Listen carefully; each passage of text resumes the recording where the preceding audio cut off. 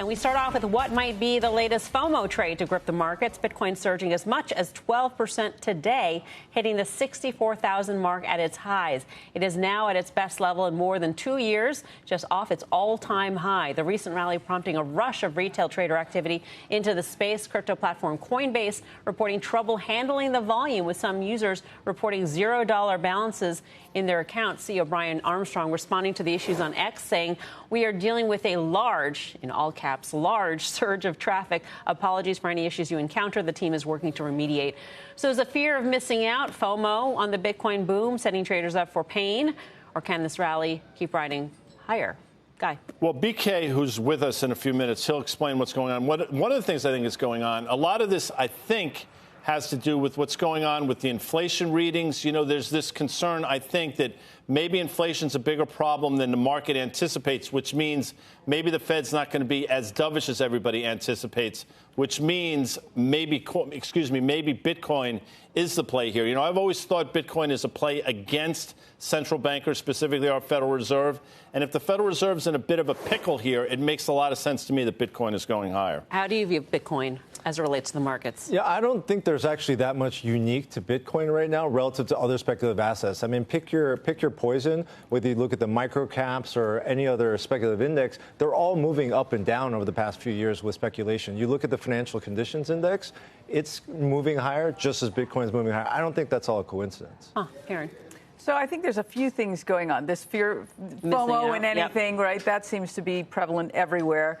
I don't think we've fully seen the ETF effect in that much money is now going to be entering the market and it has to go somewhere. So there's that. There is the halving or halvening. I never exactly know which it's called. So we have that. So we have supply getting smaller. And so much of existing Bitcoin is never traded, right? So there's maybe all of that. And then to Guy's point about inflation, I was saying yesterday that I thought the Fed refusing to cut was actually a little bit of discipline, and that wouldn't necessarily be a great thing for Bitcoin. But if inflation is high, and it does seem to be higher than we'd hoped, that would underscore, I should say, Bitcoin bid. I think it's everything everybody said. So the answer to it is all of the above.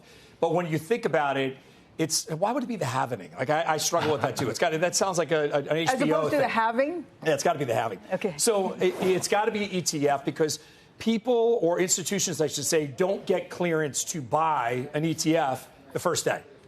It takes weeks, sometimes months, to be able to buy it. Mm-hmm. So you have the ETF, you have the Fed, you have inflation, and I do think there's going to be a pivot. I think it's going to be a dovish pivot, not unlike the one we saw in October.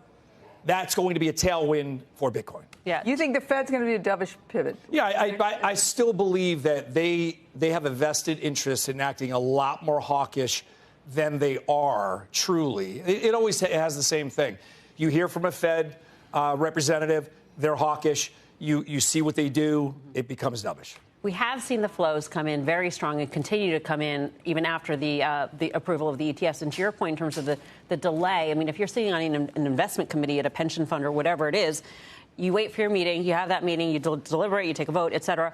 And there's a headline just today that Morgan Stanley was examining Bitcoin ETFs to offer on its platforms, its investor platforms. So when that happens, that could be additional flows into ETFs. Unbelievably correct. Steve makes a great point. BK's talked about this for a long time, and obviously a lot of this was anticipated without question. Now you're starting to see the dollars flow in as well. But there will be a point, like any other security or commodity or index, where things get dramatically overbought. And by a lot of different metrics, Bitcoin here at current levels, given the run that's had over the last week and a half, probably fits that bill. So, you know, you can look at the volumes that came in over the last couple of days.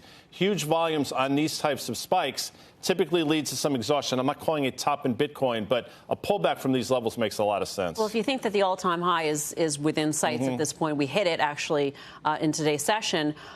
People, you know, have become whole now, right? People who bought at the top are whole. Right? Anyone is whole. Anyone is whole. Right. So maybe this is the time to take some profits. That's what Carter Worth always says. I think I always believe in the reverse, right? People want to get back to even, so they sell, and then that resistance disappears, and then you get pushed through that level, and everyone who sold said, "Wow, what a sucker I am for selling there," and they actually become the next tailwind for higher prices.